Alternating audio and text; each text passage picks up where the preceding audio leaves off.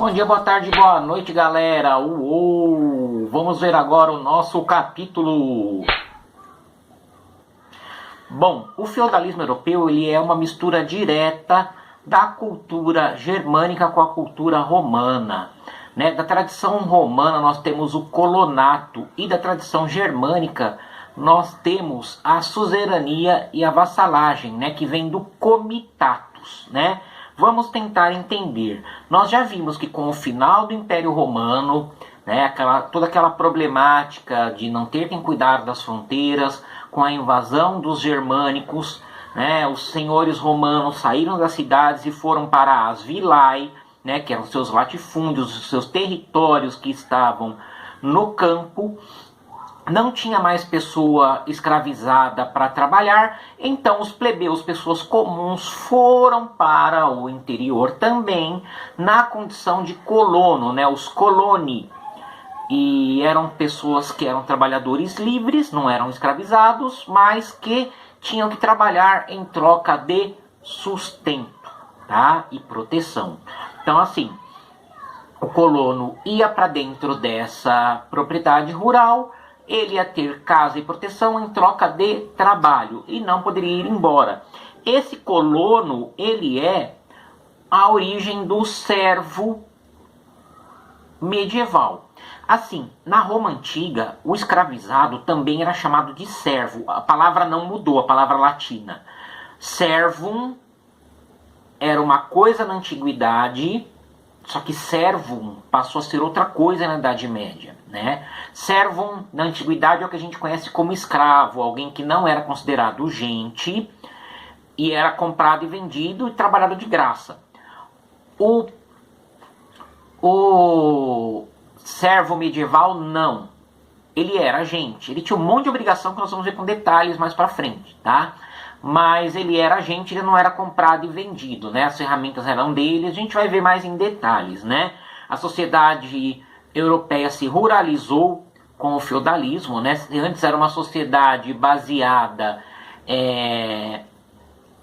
no comércio, ela vai deixar de ser baseada no comércio, vai ser uma sociedade baseada em agricultura, uma sociedade rural, agricultura e criação de animais, A política se descentralizou por causa justamente do comitatus romano, comitatus germânico.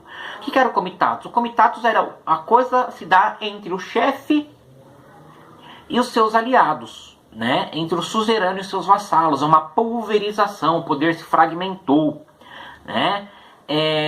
Um chefe ganha uma guerra, adquire uma terra, e aí ele distribui partes dessa terra para os seus comandados, para que os seus comandados tenham esse benefício, em latim beneficium, para que eles tenham esse benefício, também sejam valorizados pela sua conquista, mas também para que eles cuidem da terra para esse senhor. É uma via de duas mãos. Ao mesmo tempo em que eles ganham um benefício, eles protegem a conquista do senhor, Então, eles protegem a terra, A sociedade germânica, ela também já era uma sociedade agrária, Uma sociedade agrária e pastoril. Então, essa tendência vai acabar se fortalecendo na Europa, e a Europa toda ali, do século X até o século XV, comecinho do século XVI, vai ser totalmente rural, Lá pelo século IX, houve muitas invasões de muçulmanos, Os muçulmanos já tinham invadido todo o norte da África, os muçulmanos tinham invadido também parte do leste europeu, tinham invadido também a Península Ibérica, E só não haviam invadido a Europa Central por causa do Charles Martel, o Carlos Martelo, o ancestral do Carlos Magno, E todo o mar Mediterrâneo passou a ser posse dos muçulmanos, Os muçulmanos tinham tomado conta e a Europa ficou isolada. Os povos eslavos, eles tinham se transformado em escravos, aí sim. Inclusive a palavra eslavo deu origem ao termo escravo, olha como são parecidas, né? Na Idade Média, durante o feudalismo, as pessoas que eram escravizadas nos moldes de escravidão que a gente conhece, gente tratada como objeto, comprado e vendido, eram pessoas do leste europeu, eram os eslavos, tá? Os eslavos, eles eram, né?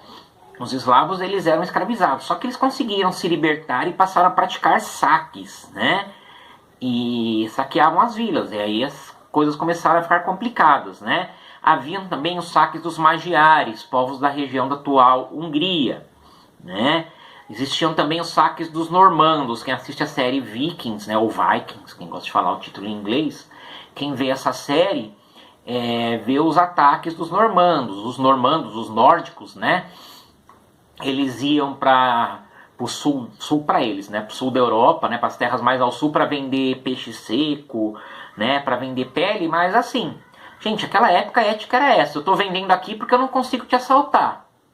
Quem é mais forte leva, né? Então os vikings, né? Viking na verdade não é um povo, tá?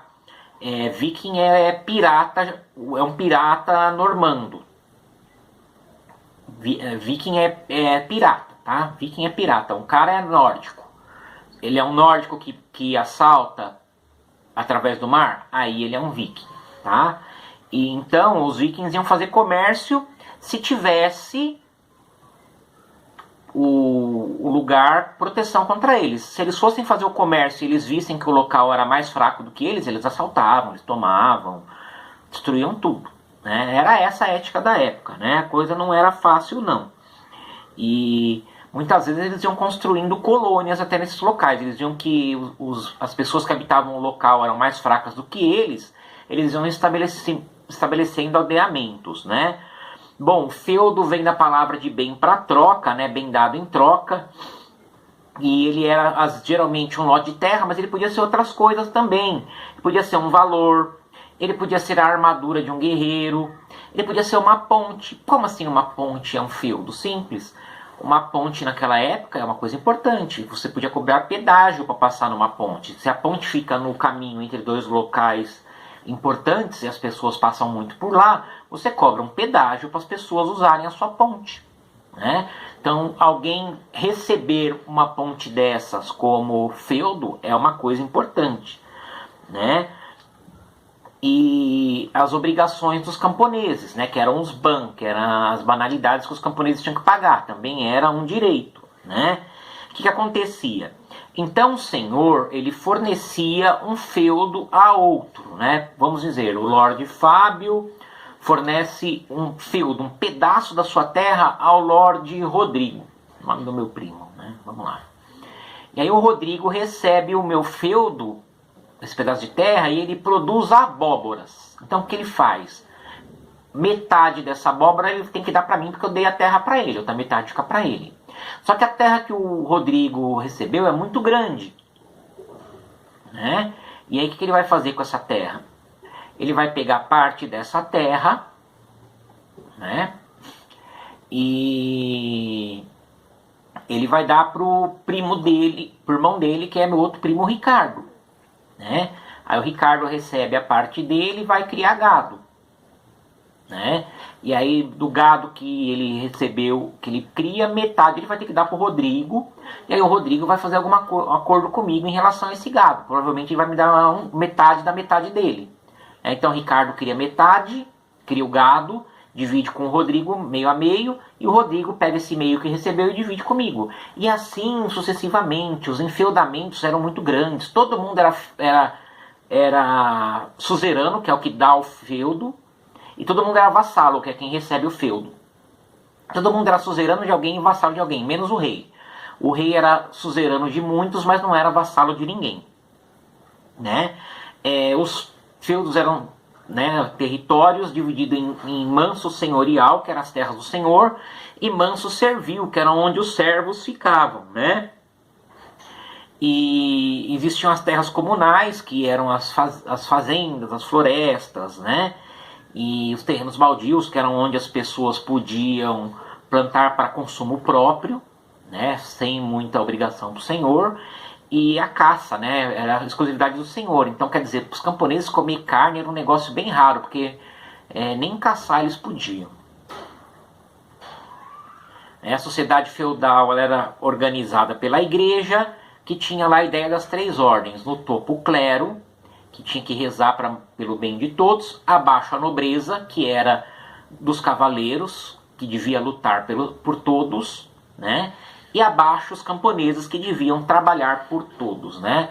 Por isso que a gente diz, né, que eram os oratori, que oram, bellatori, que lutam, e laboratori, que trabalham, né? São as ideias de organização da igreja. Era uma sociedade estamental, nunca mudava, né, de classe. Era estamental, era dividida em classes e estratificada, né? Dividida em classes que nunca mudavam. Um servo camponês nunca chegaria ao topo, tá?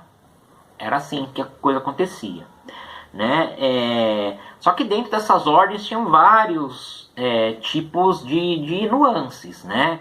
Existiam os pequenos proprietários que cultivavam os seus lotes, né? Que são os alódios, né? Os antigos proprietários pequenos que não tinham muito como sobreviver e acabavam cedendo sua terra a senhores maiores em troca de proteção, que eram os vilões, né? E o trabalhador escravo. A maioria dos trabalhadores eram camponeses servos, sim, mas escravidão existia, né? Como eu falei, os dois não recebiam. Servo não recebia, escravo não recebia. Só que o servo era considerado gente e tinha até suas próprias ferramentas, né? Nós vimos então que entre os senhores, né, tinha a relação de suzerania e vassalagem, né? O senhor Fábio é suzerano, o Rodrigo e o Ricardo são meus vassalos. Então tem uma guerra. Qual que é a obrigação do Rodrigo e do Ricardo? Me fornecer exércitos. Aí, por exemplo, acontece uma guerra, o Ricardo é atacado. O Rodrigo e eu temos que ir lá defender ele, né? Tem uma outra guerra lá, bem longe, com o Luiz. O Luiz também é meu vassalo. Eu tenho que recrutar soldados do Rodrigo, do Ricardo e os meus para ir lá longe defender o Luiz. Era assim, os nobres tinham esse acordo, né? Quando a gente vê nos filmes, às vezes está um cara ajoelhado, vem outro com a espada e toca com a espada em um ombro e no outro. É um juramento de fidelidade entre o suzerano e seu vassalo, né? E entre os senhores e os camponeses, gente, eram os camponeses que criavam a riqueza que sustentavam os senhores feudais. A sociedade feudal era sustentada pelo trabalho dos camponeses. Eles eram brutalmente explorados, castigados fisicamente, a vida deles era um horror, tá? Eu só tive dimensão de como que era o sofrimento dos camponeses vendo a série Catedral do Mar, que tem na Netflix. Não sei se tem ainda, mas até uns 6 meses atrás eu vi que tinha, ainda tem. É muito pesada. Mostra como que era mesmo a vida de um camponês servo durante o feudalismo. É uma opressão absurda, né? Para começar, todos eles tinham que pagar a corvéia. O que era a corvéia? Tem lá, durante uma semana, 7 dias, 4 eles tinham que trabalhar só para o senhor. Ficar lá o tempo inteiro trabalhando para o senhor, 4 dias. Aí sobram 3 para ele. Os outros 3 ele tem que trabalhar na sua terra para ter o seu sustento. Só que da sua terra ele tem que pagar a talha, ou seja, né? Ele tem que pagar uma parte do que ele produzia no manso servil, na terra que era destinada ao seu sustento, ao senhor. Então vai lá, ele produz no manso servil, paga a talha. Produziu, sei lá, 100 quilos de batata, 50 ele tem que dar para o senhor. Né? Vamos usar trigo, que trigo dá para exemplificar melhor. Produziu 100 quilos de trigo, 50 tem que dar para o senhor. Aí ele vai ter que pagar as banalidades, que é isso, para usar as instalações do feudo. Trigo não se come puro, tem que fazer farinha. Aí precisa fazer a farinha, ele vai ter que usar o moinho do senhor para moer o trigo e transformar em farinha. Então ele vai lá moer 50 quilos de trigo, vai ter que dar 25 quilos para o senhor. Então os 50 quilos de trigo dele viram 25 quilos de farinha. Aí ele, com esses 25 quilos de farinha ele faz o pão. Só que aí, né, desses 25 quilos de farinha que ele fez o pão, ele tem que usar o forno do senhor e dar metade para o senhor. Então ele vai assar o pão no forno do senhor e ele fica com 12,5 kg de pão pronto.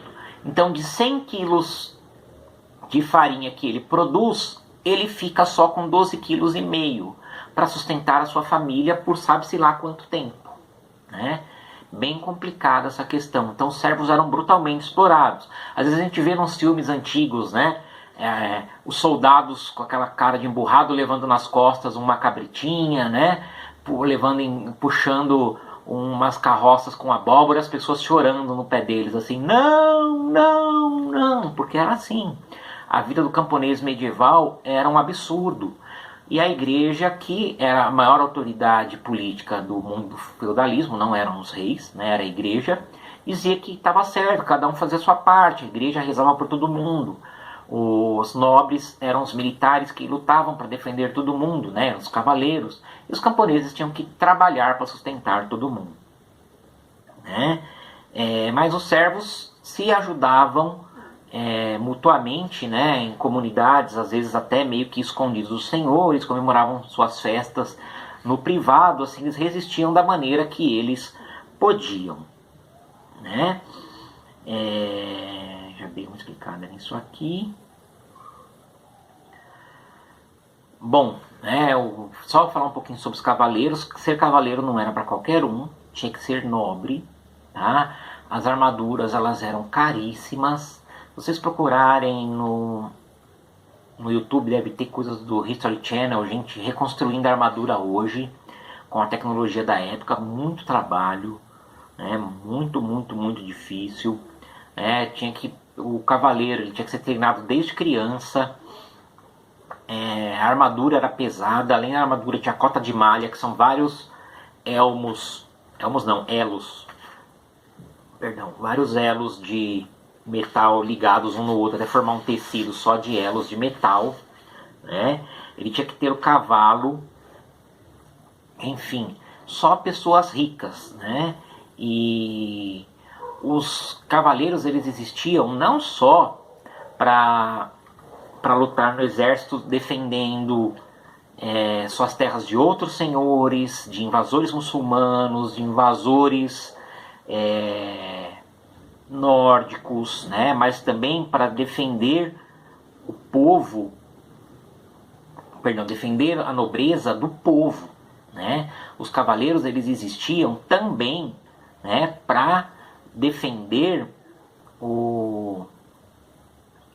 a nobreza do povo, porque o povo era absurdamente oprimido. Então, para defender a nobreza de uma revolta popular, que existiam os cavaleiros, tá? Os cavaleiros com armadura, cavalo, lança, espada, escudo, né? E a Idade Média era de muita guerra, a ponto de que elas chegavam a destruir as plantações e as pessoas ficavam sem ter o que comer, né? Por isso o Papa chegou, né, a proibir as guerras de final de semana. De quinta a segunda-feira as tropas tinham que parar as guerras, que era para preservar um pouco o território. Olha só que ponto chegamos, né? Bom, a igreja na Idade Média que ditava as regras, né, principalmente ali durante o feudalismo. A igreja católica, ela era herdeira direta do Império Romano, né? O alto clero, né, que eram os altos sacerdotes da igreja católica, eram absurdamente ricos e poderosos. A igreja era, além de absurdamente rica, detentora do conhecimento do mundo greco-romano, né, detentora do conhecimento do mundo antigo, né? E com o tempo a igreja foi passando a ter uma divisão interna. Por quê? Porque muitos religiosos começaram a ficar incomodados com o fato de que pessoas da igreja só se importavam com riqueza e com poder, né? E viam que muitos senhores da igreja também, na sua aliança com a nobreza, persuadiam os nobres a deixar as terras para membros da igreja depois que eles morressem, né? Os caras não davam moleza não, né? O nobre vai morrer, fala para ele deixar tudo para a igreja, senão ele vai para o inferno. Os nobres deixavam. E a igreja ficando cada vez mais poderosa. Então Então alguns começaram a se incomodar e foram fundando ordens religiosas. Assim, eles continuaram católicos, sim, mas foram viver separado da igreja, né? Foram viver, ó, igreja, legal vocês, mas não quero não. Ah, vou pro meu cantinho ali, continuo obedecendo o Papa, mas eu não quero participar não. E aí foram as ordens dos beneditinos e dos franciscanos, tá? Que continuaram católicos, mas abdicaram de ter bens, abdicaram de comer coisas gostosas, viviam em oração, em jejum, reclusos, né? Trancados em celas, né? Então eram pessoas que se separaram, porque a igreja estava cada vez mais numa espiral de riqueza, de poder, né? De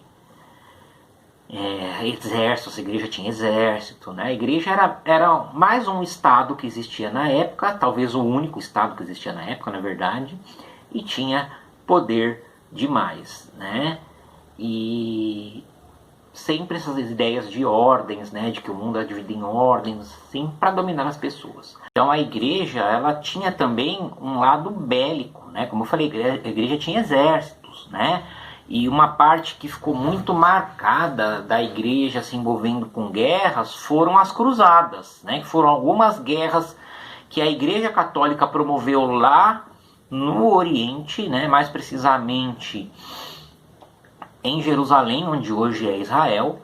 E a igreja promoveu essas guerras por quê? Porque os muçulmanos tomaram a Terra Santa, tomaram a Palestina e proibiram a entrada de cristãos na cidade de Jerusalém, onde tem locais sagrados para o cristianismo, como, por exemplo, o Santo Sepulcro, onde Jesus teria sido sepultado antes de ressuscitar e subir aos céus, e o Templo de Salomão, que é sagrado também para os judeus e muçulmanos, né? Sagrado para os cristãos, né? O Templo de Salomão sagrado para os judeus, cristãos e muçulmanos, né? Bichinho lindo do papai, meu Deus. Bagunceiro. Esse cachorro é bagunceiro. Então, o Templo de Salomão é sagrado tanto para os judeus, quanto para os cristãos, como para os muçulmanos, né? A cidade de Jerusalém em si, ela é sagrada para essas três religiões. Para os judeus, por causa do templo. Para os cristãos, por causa do templo e por causa de Jesus. Para os muçulmanos, por causa do templo, por causa de Jesus também, e também porque foi em Jerusalém que o profeta Mohammed subiu para os céus, a partir da mesquita de Al-Aqsa. Pois é. Então os muçulmanos na época, naquele radicalismo religioso que existia na época, eles tomaram a cidade de Jerusalém e não permitiram que os cristãos fossem para lá. Então o Papa Urbano II convocou uma guerra santa contra os muçulmanos, partiram para Jerusalém, conquistaram a cidade e fundaram lá o reino cristão de Jerusalém, né? E essas cruzadas, na verdade, foi um pano de fundo para diminuir as guerras entre os cristãos, que eram muitas, né? O Papa pensou, os cristãos param de guerrear entre si e vão guerrear contra os infiéis, né? Porque era assim, o cristão chamava judeu e muçulmano de infiel, o muçulmano chamava quem não fosse muçulmano de infiel, era assim, as pessoas não se respeitavam, né? Infelizmente. E então o Papa pensou assim, os cristãos param de guerrear entre cristãos, vão guerrear com os infiéis. Que mais? Vamos tomar os bens deles, vamos fazer um reino lá, né? Porque o que acontecia? No costume romano, só o filho mais velho herdava os bens, né? Os filhos mais novos não herdavam. Então ir lá para as cruzadas era uma chance de adquirir riquezas, mas a maior riqueza, né? A maior riqueza que fez todo mundo ficar doido e querer partir para uma guerra sangrenta lá no Oriente foi a possibilidade de ter os seus pecados perdoados. O Papa prometeu, quem lutar nas cruzadas defendendo a igreja vai ter todos os pecados perdoados. E isso, para quem viveu a época e tinha essa loucura de de medo de ir para o inferno, que as pessoas, a igreja punha muito na cabeça das pessoas o medo de ir para o inferno. Isso foi uma loucura. Falou, nossa, vou agora. Né? Então muitas pessoas foram, né, para essas guerras, foram muito sangrentas. Os cristãos ganharam a primeira, depois perderam e só foram perdendo nas cruzadas, né? Só que as cruzadas tiveram um impacto importante para a fundação do capitalismo, né, com as várias transformações econômicas, mas isso a gente vai ver com mais detalhes bem mais para frente, né? Bom, ao longo dos anos, com o período medieval, foram acontecendo muitas mudanças, né? Na agricultura, o que trouxe muita mudança foi a rotação trienal. Por quê? Porque as pessoas plantavam todo ano no campo batata, até que uma hora a batata esgotava todos os nutrientes do solo e o solo ficava pobre e não dava mais nada. Alguém pensou, vamos fazer a rotação trienal, divide o campo em 3, né? Aqui batata, ali milho, no outro nada. Dali 3 anos, onde tinha batata, vai milho, onde tinha milho, vai batata, e o que tinha nada, muda também, né? Então ia, né, trocando. Fica sempre um sem nada, né? A batata foi para o milho foi para o nada, e o que tinha milho ficou sem nada, né? Então imaginem, né? Sempre vai ficar um descansando 3 anos. Com isso a terra passou a render mais com essa rotação trienal, né? No livro de vocês tem um desenho, vocês vão entender melhor do que comigo falando. E também o arado romano, que era de madeira, foi substituído com a charrua, que tinha uma lâmina de metal que se aprofundava mais no solo. Também o cavalo, ele era puxado por uma marcha, assim, no pescoço. Começaram a puxar o cavalo pelo peitoral, né? Igual faziam com os cachorrinhos. Antes eles puxavam os cachorrinhos aqui pelo coleira pelo pescoço, e hoje as coleiras dos cachorrinhos são pelo peitoral, né? Pelo peitoral não deixa o cachorrinho sufocado, né? Então, naquela época no cavalo, pararam de puxar o cavalo pelo pescoço, começaram a puxar o cavalo pelo peitoral. O cavalo respirava melhor e produzia mais, não ficava cansado, né? Então, com isso, houve mais comida e a população da Europa medieval começou a crescer. Beleza, galera? Uou!